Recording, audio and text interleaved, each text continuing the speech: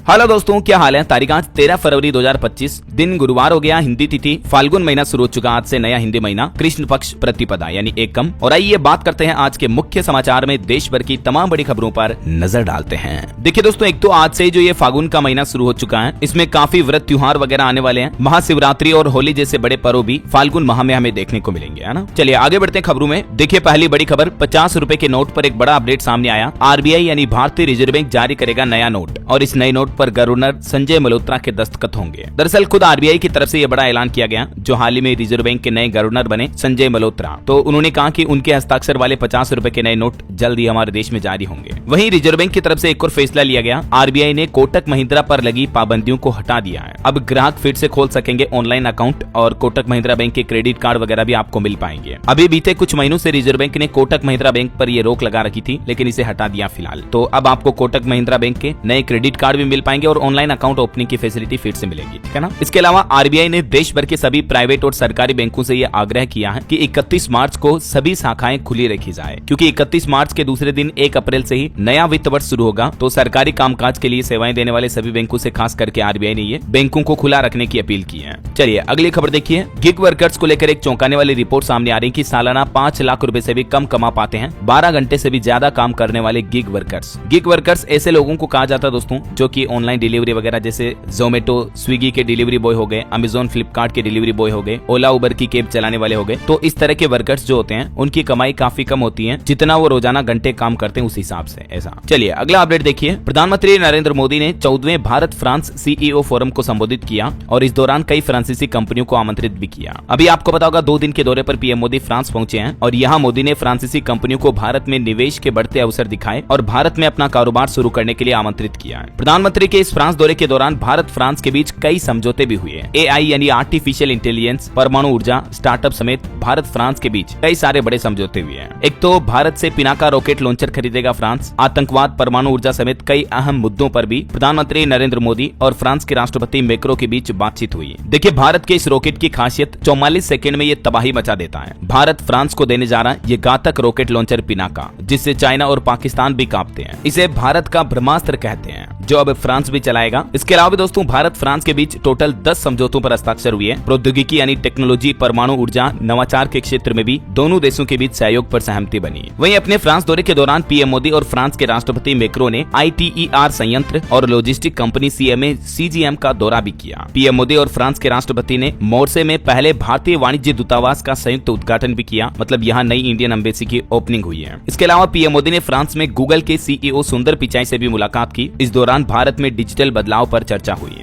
ये कुछ पीएम मोदी के फ्रांस दौरे के टॉप मोमेंट्स देखिए आप। मोदी और मैक्रो का ढोल नगाड़ू से स्वागत हुआ भारतीय संस्कृति के मुताबिक। पेरिस एयरपोर्ट पर जन गण मन भारत के राष्ट्रगान की धुन भी बजाई गई। और अभी फ्रांस के बाद अब अमेरिका के लिए रवाना हो चुके हैं पीएम मोदी और इस दौरान भी एयरपोर्ट पर सी ऑफ करने खुद फ्रांस के राष्ट्रपति मैक्रो पहुंचे। मतलब पीएम मोदी को एयरपोर्ट पर छोड़ने के लिए, यहाँ एयरपोर्ट पर विदा करने के लिए वो उनके साथ में आए। मोदी ने फ्रांस को पिनाका रॉकेट सिस्टम की पेशकश भी की। तो ये कुछ समझौतों के बाद जब पीएम मोदी अमेरिका के लिए रवाना हुए दोस्तों, इस दौरान एक बड़ी खबर ये देखने को मिली, पीएम मोदी के विमान पर हमला करने की धमकी भी दी गई। मुंबई पुलिस को इस संबंध में कॉल आया, लेकिन फिर जांच में पता चला कि फोन करने वाला शख्स दिमागी रूप से थोड़ा कमजोर था, उसका थोड़ा स्क्रू ढीला होगा। हालांकि उसे गिरफ्तार कर लिया है। तो कुछ यूं अभी पीएम मोदी का विदेश दौरा चल रहा है और फिलहाल चलते हैं अपन भी आगे बढ़ते हैं खबरों में। देखिए भारत में भ्रष्टाचार भी बढ़ा है। एक रिपोर्ट सामने आ रही है। 3 पायदान गिरकर 96वीं रैंक पर पहुंचा भारत भ्रष्टाचार की लिस्ट में। दुनिया के 180 देशों की लिस्ट में चाइना 76 नंबर पर, जबकि पाकिस्तान 135वें नंबर पर है। जी हाँ दोस्तों, ट्रांसपेरेंसी इंटरनेशनल की तरफ से हाल ही में दुनिया के 110 देशों की करप्शन रिपोर्ट जारी की गई और इस रिपोर्ट में भारत की रैंकिंग में गिरावट आई है, जो कि ये बताती है कि भारत में पिछले कुछ सालों में, यहाँ तक कि 2023-24 की तुलना में भी अभी करप्शन और ज्यादा बढ़ा है। दुनिया में सबसे कम करप्शन वाली कुछ कंट्रीज की लिस्ट और रैंकिंग भी आप देख सकते हैं। पहले नंबर पर डेनमार्क रहा, जहाँ सबसे कम भ्रष्टाचार हुआ है। फिनलैंड दूसरे और सिंगापुर तीसरे नंबर पर है। चलिए अगली बड़ी खबर देखिए। भारत में बिना वीजा पासपोर्ट एंट्री पर अब सख्त नियम बनेंगे। केंद्र सरकार इस संबंध में एक नया बिल लाएगी। फर्जी डॉक्यूमेंट के साथ घुसने पर अब 7 साल की जेल की सजा और 10 लाख रुपए तक के जुर्माने का भी प्रावधान होगा इस नई बिल में। दरअसल केंद्र सरकार की तरफ से जल्द ही इमिग्रेशन और फॉरेनर एक्ट 2025 पेश किया जाएगा, जिसके तहत भारत के पासपोर्ट वीजा से संबंधित नियम और ज्यादा टाइट होंगे, ताकि मतलब अवैध प्रवासियों की भारत में एंट्री बंद हो सके। जो दुनिया के दूसरे देशों के जैसे बांग्लादेश वगैरह के लोग बाग अवैध तरीके से भारत में रहते हैं ना, ऐसे मामलों को कम करने के लिए सरकार ये नया बिल लेकर आ रही है ना। वहीं देश भर की माताओं बहनों महिलाओं के लिए अच्छी खबर है। देखिए आप, पूरे देश में शुरू होगी नारी अदालतें।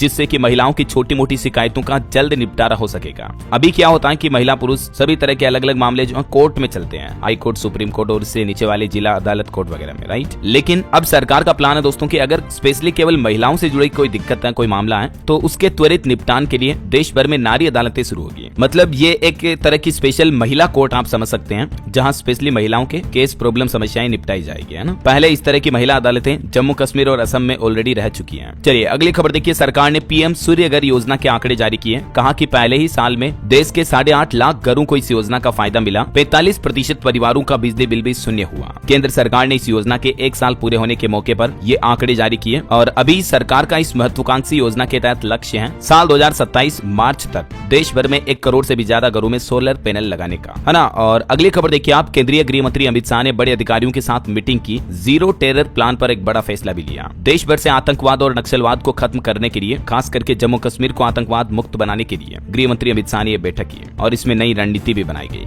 चलिए अगली खबर में एक भावपूर्ण श्रद्धांजलि दोस्तों। रामलला मंदिर के मुख्य पुजारी आचार्य सत्येंद्र दास जी का निधन हो चुका है। ईश्वर इनकी आत्मा को शांति दे। राम मंदिर निर्माण के संघर्ष में भी इन्होंने बड़ी अहम भूमिका निभाई है। जब बाबरी विध्वंसक की घटना हुई थी उस वक्त रामलला को गोद में लेकर भागे थे। पहले ये टीचर थे, अध्यापक थे, उसके बाद पुजारी बने और बीते दिन माघ पूर्णिमा के मौके पर इन्होंने अपने प्राण त्याग दिए। प्रभु श्री राम इन्हें अपने हृदय में समाहित कर ले, यही भावपूर्ण अश्रुपूरित श्रद्धांजलि हम सबकी तरफ से। और वैसे दोस्तों कल माघ पूर्णिमा पर प्रयागराज महाकुंभ में भी आस्था का अद्भुत संगम देखने को मिला। हेलीकॉप्टर से पुष्प वर्षा भी करवाई योगी सरकार ने। 2 करोड़ से भी ज्यादा लोगों ने, श्रद्धालुओं ने माघ पूर्णिमा पर पुण्य की डुबकी लगाई, संगम में स्नान किया। अच्छी बात यह रही कि शासन, प्रशासन और पुलिस का तालमेल इतना बढ़िया रहा कि मौनी अमावस्या की तरह करोड़ों श्रद्धालु आने के बावजूद भी किसी तरह की कोई भगदड़ की घटना नहीं हुई। तकरीबन 2 करोड़ लोगों ने स्नान किया। बॉलीवुड एक्टर सुनील शेट्टी भी यहाँ पहुंचे, बोले कि मैंने गंगा नहा लिया है। 10 लाख कल्पवासी माघ पूर्णिमा के मौके पर विदा हुए और अभी भीड़ को देखते हुए प्रशासन ने फैसला लिया है 13 से 15 फरवरी तक प्रयागराज में 8वीं तक के स्कूल भी बंद रहेंगे। हालांकि भीड़ काफी ज्यादा थी तो गाड़ियां वगैरह ले जाने की इजाजत नहीं थी और इसीलिए स्नान करने के लिए श्रद्धालुओं को 15 से 20 किलोमीटर तक भी पैदल चलना पड़ा। महाकुंभ प्रशासन का संगम प्लान कुछ यूं था कि भीड़ इकट्ठी न जुटे, क्योंकि श्रद्धालुओं की मजबूरी का अंदाजा आप इसी बात से लगा सकते हैं कि कल महाकुंभ में जा रहे श्रद्धालु कई सारे तो ट्रेन के शौचालय में बैठकर सफर कर रहे थे। इतनी भगदड़ जैसी स्थिति रेलवे स्टेशनों पर जरूर देखने को मिली। बाकी ये महाकुंभ के माघ पूर्णिमा पुण्य स्नान की कुछ तस्वीरें आप देख सकते हैं। घाटों पर हेलीकॉप्टर के जरिए पुष्प वर्षा करवाई, महिला आर्मी भी तैनात रही। वहीं महाकुंभ से जुड़ी एक बड़ी खबर आ रही है। लाउड स्पीकर हटाने की याचिका को खारिज कर दिया हाईकोर्ट ने। महाकुंभ में जो अभी लाउड स्पीकर बजाए जा रहे हैं तो इसको लेकर इलाहाबाद हाईकोर्ट में एक याचिका लगाई गई थी, लेकिन हाईकोर्ट ने इसे खारिज कर दिया। और वहीं दोस्तों माघ पूर्णिमा पर एक और प्लान बनाया गया। अयोध्या में रामलला की चौखट से फिर से शुरू होगा मथुरा श्री कृष्ण जन्मभूमि आंदोलन का श्री गणेश भी मुक्ति न्यास इसकी अगुवाई करेगा। तो ये कुछ महाकुंभ का माहौल चल रहा। और चलिए आगे बढ़ते हैं खबरों में। देखिए खबर, रक्षा सचिव राजेश कुमार सिंह ने एरो इंडिया 2025 में वैश्विक अधिकारियों के साथ महत्वपूर्ण द्विपक्षीय बैठकें भी की। अभी कर्नाटक के बंगलुरु में जो एरो इंडिया शो 2025 चल रहा, इस दौरान रक्षा मंत्री राजनाथ सिंह भी बोले कि हमारे रक्षा उपकरण पूरी दुनिया के लिए आकर्षण का केंद्र बने हैं। और इस एरो इंडिया 2025 शो के दूसरे दिन भारत के 4 एयरक्राफ्ट का प्रदर्शन देखने को मिला। LCA विमान जो कि 50,000 फीट की ऊंचाई उड़ने में भी सक्षम है। भारत ने दुनिया को ये ताकत भी दिखाई। वहीं इंडियन नेवी के प्रमुख का भी ये कहना है कि स्वदेशी हल खोजें घरेलू उद्योग, ये शानदार अवसर है भारत में इसके लिए। समुद्री हवाई क्षेत्र में संभावनाओं पर नौसेना प्रमुख का ये कहना है। चलिए अगला अपडेट देखिए। मेक इन इंडिया के लिए अदानी ग्रुप की नई पहल, बनाने जा रहा दुनिया का सबसे बड़ा finishing school. Adani global skills academy के जरिए अदानी ग्रुप ने मेक इन इंडिया अभियान को और तेज करने की दिशा में यह बड़ा कदम उठाया है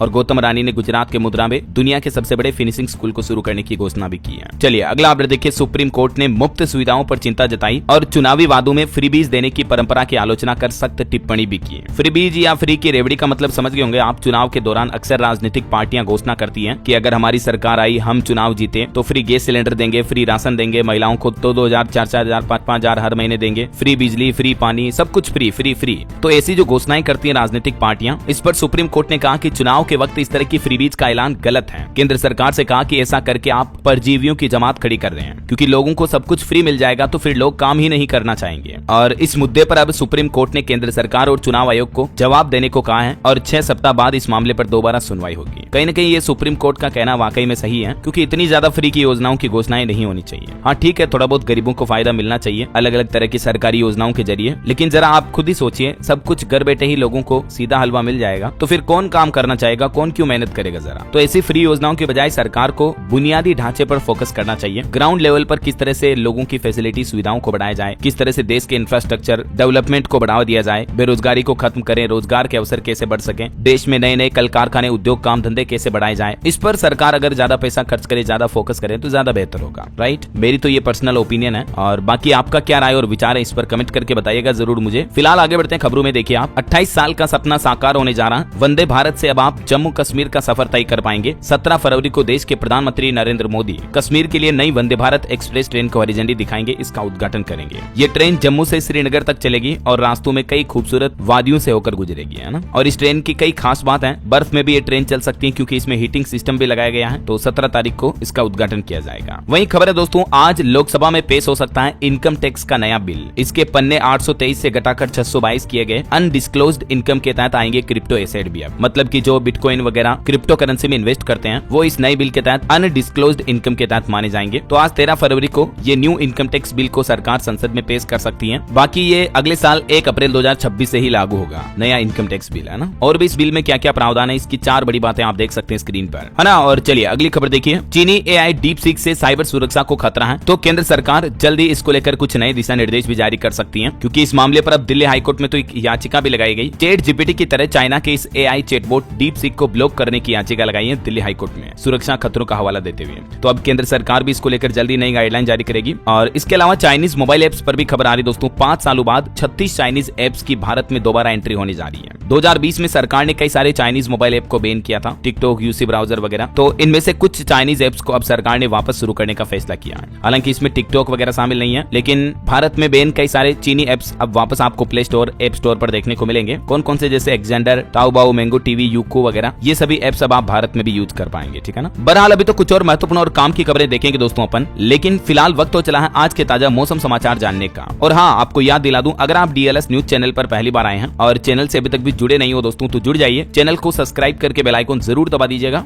और इस वीडियो पर एक लाइक और शेयर भी जरूर कर देना, ताकि आपको रोजाना की ताजा खबरें, महत्वपूर्ण मुख्य समाचार, काम के न्यूज अपडेट सबसे पहले आपके मोबाइल पर मिलते रहेंगे, ठीक है ना। और बाकी अभी अपन बिना टाइम वेस्ट किए सीधा आगे बढ़ते मौसम अपडेट में। तो देखिए दोस्तों, एक तो मौसम विभाग का कहना है कि बेदम रहे पश्चिमी विक्षोभ। 1 जनवरी से लेकर 10 फरवरी तक 89% जिलों में बेहद कम बारिश हुई, जिनसे कि रबी की फसलों पर गहरा असर देखने को मिलेगा। अभी आपको पता होगा ठंड खत्म नहीं हुई कि इससे पहले गर्मी जैसे हालात शुरू हो रहे हैं, है ना। हालांकि मौसम विभाग का कहना है कि कुछ राज्यों में ठंड फिर से शुरू होगी, जैसे मध्य प्रदेश और राजस्थान में भी तापमान गिरेगा। जम्मू कश्मीर में 2 दिन से बर्फबारी जारी है। बांदीपोरा गुरेज मार्ग भी बंद पड़ा इसके चलते हैं। बाकी मध्य प्रदेश में 13 फरवरी से सर्दी का एक और दौर शुरू होगा। 2-3 डिग्री तक गिर सकता है तापमान, मतलब इतनी ज्यादा ठंड तो वापस नहीं पड़ेगी, लेकिन हल्की फुल्की ठंड वापस आपको देखने को मिल सकती है। इधर राजस्थान में भी देखिए, मौसम विभाग का कहना है कि 3 दिन बादल छा सकते हैं। रात का टेम्परेचर बढ़ने से सर्दी में थोड़ी कमी हुई है। दिन का पारा तो अभी राजस्थान में 30 डिग्री तक पहुंच चुका है, गर्मी जैसे हालात है। हरियाणा में भी 3 दिन गर्मी से राहत मिलेगी। 7 जिलों में 28 डिग्री के पार पहुंचा तापमान। इधर छत्तीसगढ़ में भी देखिए फिर से बदलेगा मौसम। 4 डिग्री तक लुढ़के का पारा, मतलब कम होगा तापमान। 3 दिन तक न्यूनतम तापमान में गिरावट आएगी।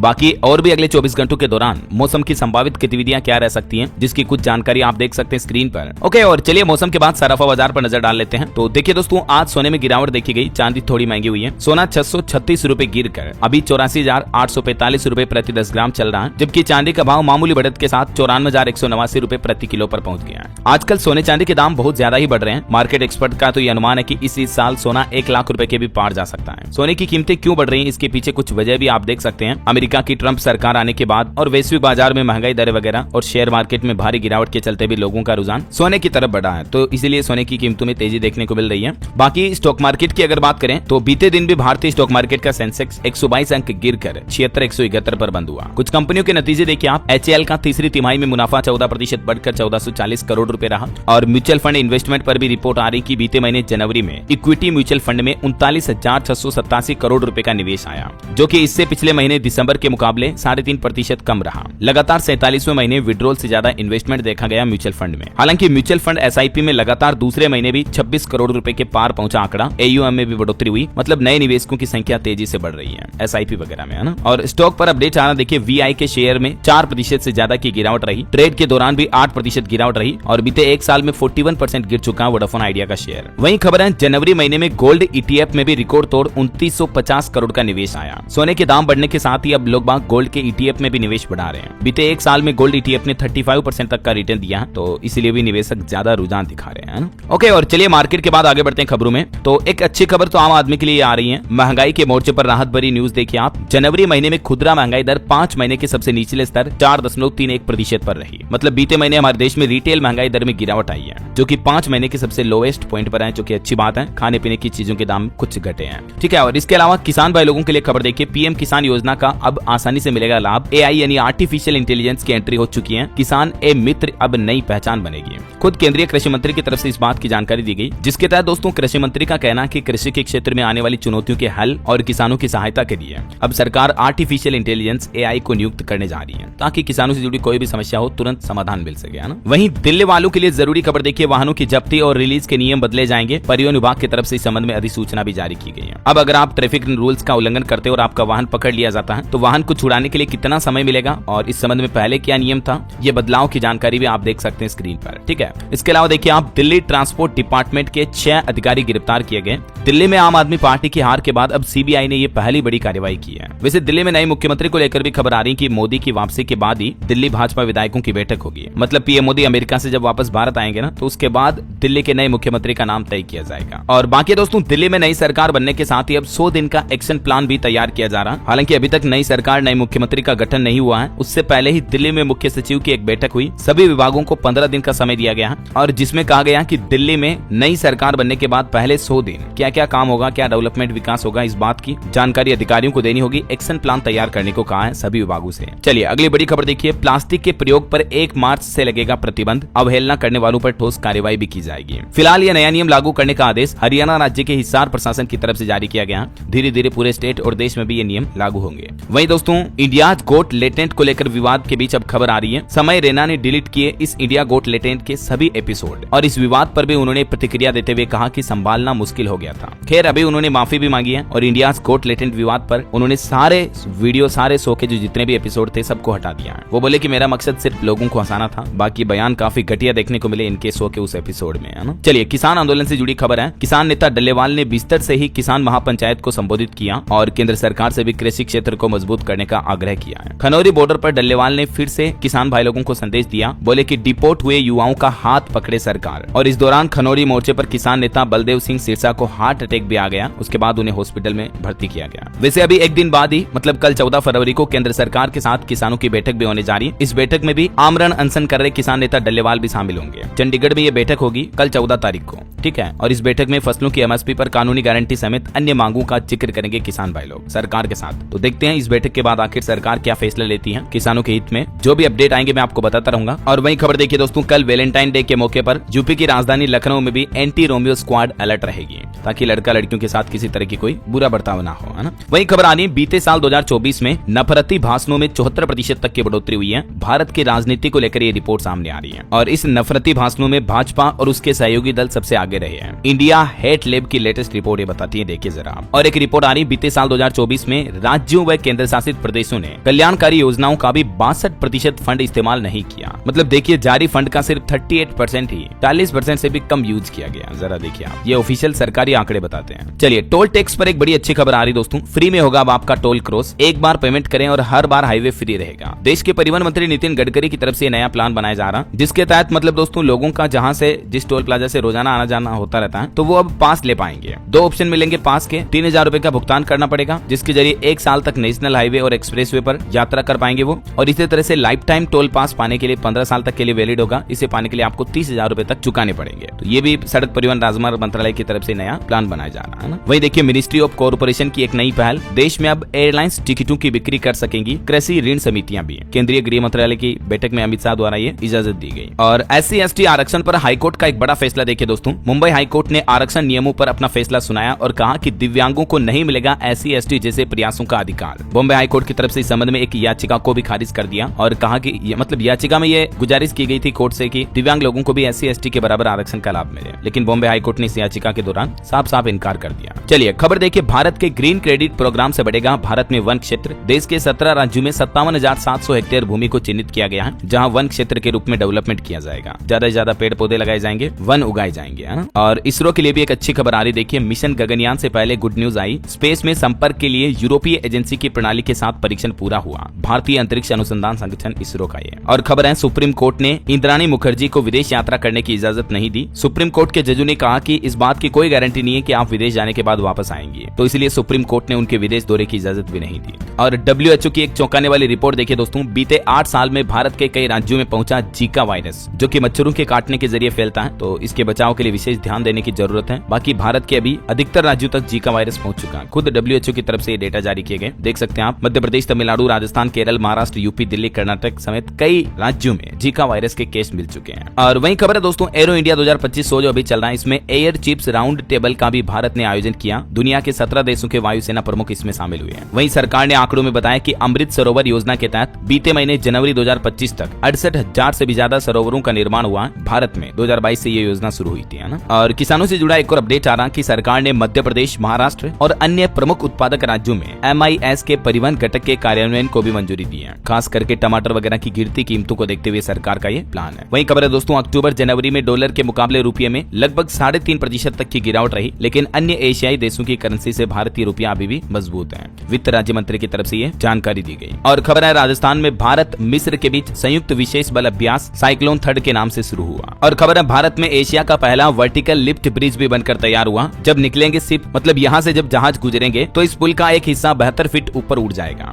इस तरह की आधुनिक तकनीक वाला वर्टिकल लिफ्ट ब्रिज पूरे एशिया में पहली बार भारत में बना है ऐसा। वहीं दोस्तों, एथेनॉल को लेकर भी प्रधानमंत्री नरेंद्र मोदी ने एक बड़ा ऐलान किया और कहा कि इस साल अक्टूबर 2025 तक 20% एथेनॉल मिश्रण का लक्ष्य हासिल करने की दिशा में हम आगे बढ़ रहे हैं। पीएम मोदी ने इंडिया एनर्जी वीक 2025 के उद्घाटन सत्र को वर्चुअली संबोधित किया, क्योंकि अभी तो वो विदेश दौरे पर हैं, और इसी दौरान उन्होंने ये घोषणा की है। वहीं देखिए बड़ी खबर, इन अस्पतालों में होने जा रही बड़ी हड़ताल आयुष्मान योजना के लाखों मरीजों की जान पर गहरा सकता है संकट। दरअसल पूरे देश में ESIC से जुड़े 59 बड़े अस्पताल और 105 बड़ी डिस्पेंसरी केंद्र सरकार के अंदर जो काम करती हैं, इनमें लगभग 5,000 नर्सें भी काम करती हैं। इन अस्पतालों में रोजाना लाखों लोगों का इलाज होता है, लेकिन अपनी आवश्यक मांगों को पूरा न होते देख अब ESIC के सभी अस्पतालों ने और वहां काम करने वाले नर्सों ने 25 फरवरी को हड़ताल पर जाने का निर्णय लिया है। अगर ये हड़ताल आगे जारी रहती है तो इलाज वगैरह में काफी दिक्कतें आ सकती हैं, खास करके ESIC से जुड़े कर्मचारियों को इलाज कराने में, है ना। इनकी क्या कुछ प्रमुख मांगे हैं, ये कुछ जानकारी भी आप देख सकते हैं। वहीं खबर देखिए, सुप्रीम कोर्ट का कहना है स्थानीय नियमों पर बनी इमारत में संचालित होनी चाहिए नर्सरी और प्राथमिक विद्यालय। CBSE को सुप्रीम कोर्ट की तरफ से बड़ा आदेश दिया गया। और खाने के तेल पर भी खबर आ रही, देश में पाम ऑयल का आयात 13 वर्षों के सबसे निचले स्तर पर पहुंचा, सालाना आधार पर 65% तक की कमी आई है।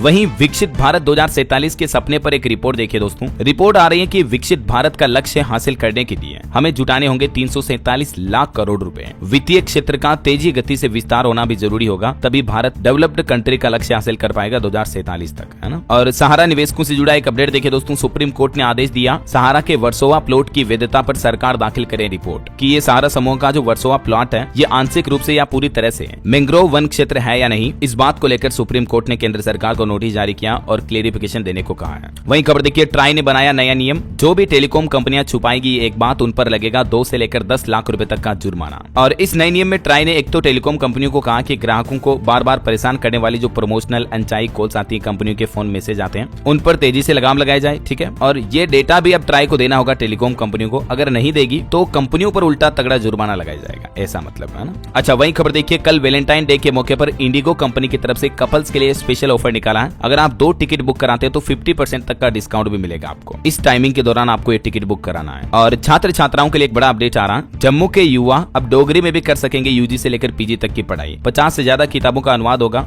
डोगरी जो कि जम्मू की मातृभाषा है, उसमें भी अब स्नातक ग्रेजुएट वगैरह की पढ़ाई कर पाएंगे स्टूडेंट, है ना। चलिए खबर देखिए, मुकेश अंबानी ने लॉन्च किया एक नया कोल्ड ड्रिंक ब्रांड स्पिनर, जो कि केवल 10 रुपए में आपको स्पोर्ट्स ड्रिंक के तहत मिल पाएगी। और एक चौंकाने वाली रिपोर्ट आ रही है कि 20 करोड़ में से सिर्फ 99 लाख रुपए ही खर्च किए गए बिजली स्मार्ट मीटर योजना के तहत। पूरे देश में अभी सिर्फ 4.89% स्मार्ट मीटर लग पाए हैं। भारत सरकार की जो RDSS योजना है, इसको लेकर ये रिपोर्ट जारी की खुद सरकार ने। चलिए खबर देखिए, अब सांप के काटने पर मिलेगा 4 लाख रुपए तक का मुआवजा। केरल सरकार की तरफ से यह बड़ा फैसला लिया गया, जिसके तहत सर्पदंश से होने वाली मौतों पर भी अब मुआवजे की धनराशि दी जाएगी, है ना। चलिए खेल समाचार पर खबर देखिए, भारत ने इंग्लैंड को 142 रन से तीसरा वनडे हराया, सीरीज 3-0 से जीती। शुभमन गिल की सेंचुरी देखने को मिली, हर्षित और अर्शदीप को 2-2 विकेट भी मिले। और खबर है असम राज्य के मुख्यमंत्री ने सिंगापुर का दौरा किया और इस दौरान राज्य और सिंगापुर के बीच रणनीतिक सहयोग पर भी बातचीत हुई। और एक बड़ी चौंकाने वाली खबर देखिए, मुंबई में GBS सिंड्रोम की वजह से पहली मौत हुई। अस्पताल में वार्ड बॉय के रूप में काम करने वाले मरीज की जान चली गई। आजकल आपको पता होगा महाराष्ट्र में GBS सिंड्रोम के मामले काफी ज्यादा फैल रहे हैं। लगभग 1 महीने से भी ज्यादा हो चुका समय, 33 दिन हो गए। मुंबई में अब इस केस से पहली मौत भी हुई, जबकि पूरे राज्य महाराष्ट्र में 8 लोगों की जान चली गई है और 197 संदिग्ध भी मिले। 172 लोगों में इन्फेक्शन की पुष्टि भी हुई। चलिए अगली खबर देखिए, HAL कंपनी का कहना कि जल्द ही होगी तेजस विमानों की डिलीवरी। तकनीकी दिक्कत थी तो वो दूर हो गई है। एयरफोर्स चीफ की नाराजगी का वीडियो भी सामने आया। तेजस विमानों की डिलीवरी पर लेट होने को लेकर अभी हिंदुस्तान एरोनॉटिक्स लिमिटेड का कहना है। वहीं खबर देखिए, आंध्र प्रदेश सरकार की बड़ी घोषणा, महिलाओं को वर्क फ्रॉम होम की सुविधा मिलेगी। मुख्यमंत्री नायडू ने प्लान भी बना लिया। प्रदेश के हर शहर, कस्बे और मंडल में IT ऑफिस होंगे, जिनके जरिए महिलाएं